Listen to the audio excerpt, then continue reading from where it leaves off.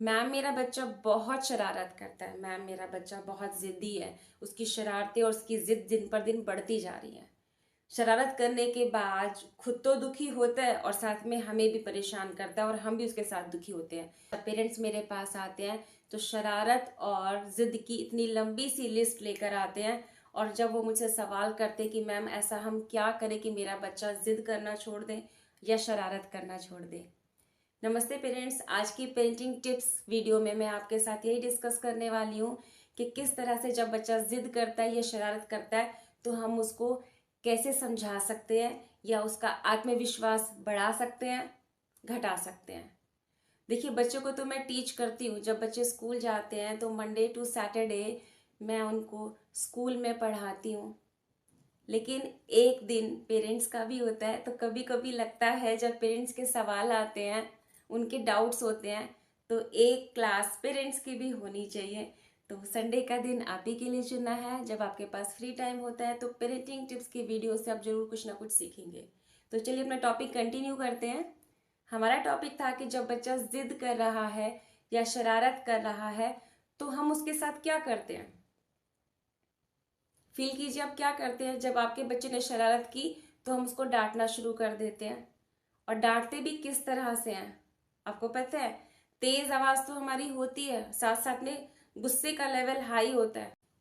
बेटा फिर से तूने दूध का गिलास गिरा दिया, बेटा फिर से पानी का गिलास गिरा दिया, सब कुछ गीला कर दिया, सारी चीजें गंदी कर दी। बिस्तर पे बैठ के आप खाना खा रहे हो, सब कुछ गंदा कर दिया। अब इसको कौन साफ करेगा। बार बार इन चीजों को क्यों उठाते हो, बार बार इन चीजों को क्यों तोड़ते हो, क्यों करते हो बार बार ऐसा। तुम्हें यहाँ से हिलने की जरूरत नहीं है, तुम यहाँ से बिल्कुल नहीं उठोगे। यहीं पे बैठ के पढ़ना है, यहीं पर बैठ के खाना और बिल्कुल हिलना नहीं यहाँ से जब तक मैं ना कहूँ। ये सारे सवाल आप ही के होते हैं, ये सवाल आप करते हैं। तो इन सवालों को नोटिस कीजिए कि आपने कितनी बड़ी लिस्ट बच्चे के सामने रख दी थी कि तुमने ऐसा काम क्यों किया और ऐसा तुम क्यों नहीं करते हो। तो ये सवाल बच्चे के सामने मत रखिए क्योंकि उसकी उम्र ही नहीं है आपके सवालों को सुनने की, या जो आप चाह रहे हैं वो नबी समझ नहीं पा रहा है, उसको कर नहीं पा रहा है।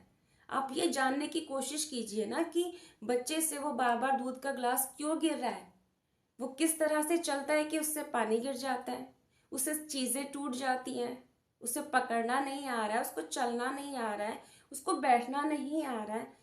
तो वो आप उसको सिखाइए।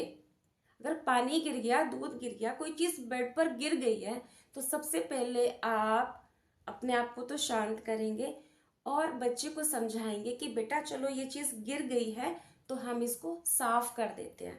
अगर हमसे कोई काम खराब हो भी गया है तो पहले हम उसको क्लीन करेंगे।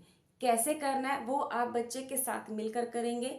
बच्चे को सिखाएंगे कि चीजें तो तुमने गंदी कर दी हैं या तोड़ दी हैं, अब हम उसको ठीक कैसे कर सकते हैं। जो चीज खराब हो चुकी है देखिए वो ठीक नहीं हो सकती, लेकिन आप बच्चे को रियलाइज कराएंगे कि अब हम इसको कैसे साफ कर सकते हैं, हम इसको कैसे जोड़ सकते हैं, हम इसको कैसे ठीक कर सकते हैं। ये काम आपको करना है ताकि बच्चे को समझ में आए कि अगर मुझसे कोई गलती हो जाती है, कोई काम खराब हो जाता है तो मुझे ही उसको ठीक करना है और कैसे करना है। अब आप समझ रहे हैं कि अगर बच्चा अपनी उम्र के हिसाब से अगर गलती कर रहा है तो उसको करने दीजिए। क्योंकि अगर उसने गलती की है तो गलती करने के बाद उसको सजा मत दीजिए, उसको सिखाइए, उसको समझाइए कि अगर गलती हो भी गई है आपसे ताकि अगली बार गलती ना हो। आप उसको पनिशमेंट दे रहे हैं, आप उसको सजा दे रहे हैं।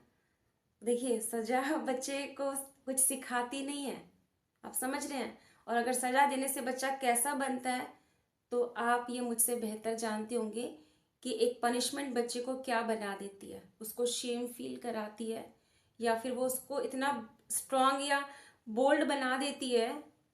देखिए, ऑपोजिट जो उस बच्चे का नेचर है ना उसके अगेंस्ट ले जाती है वो उसको।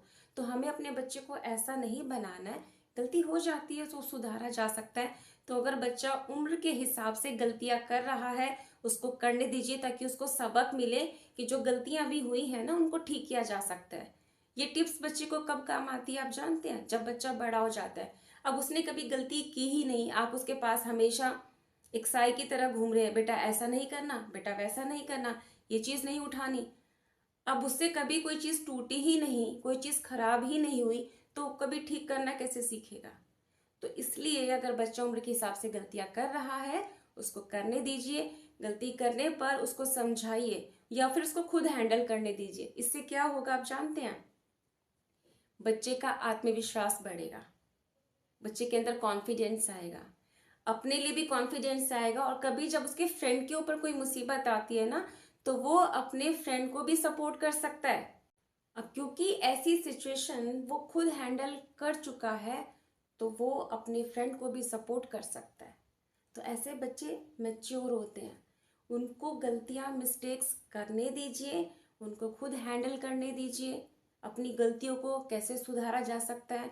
आप सपोर्ट बनकर हमेशा उनके साथ रहिए। गलतियों पर उनको अप्रिशिएट नहीं करना है, एनकरेज नहीं करना है, बट अगर गलती हो जाती है बच्चे से तो होने दीजिए, उसको समझाइए, उसका कॉन्फिडेंस बढ़ाइए।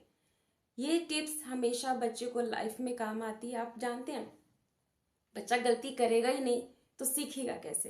बट ये आपको नोटिस करना है कि बच्चा अपनी उम्र से बढ़कर कोई ऐसी मिस्टेक तो नहीं कर रहा है, वहां पर आपको थोड़ा सा सतर्क होने की जरूरत है।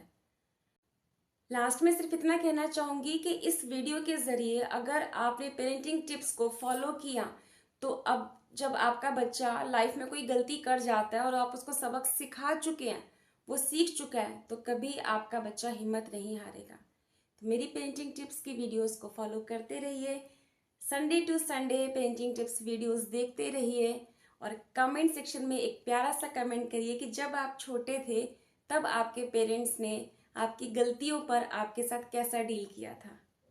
तो मिलते हैं नेक्स्ट वीडियो में, तब तक के लिए थैंक यू सो मच।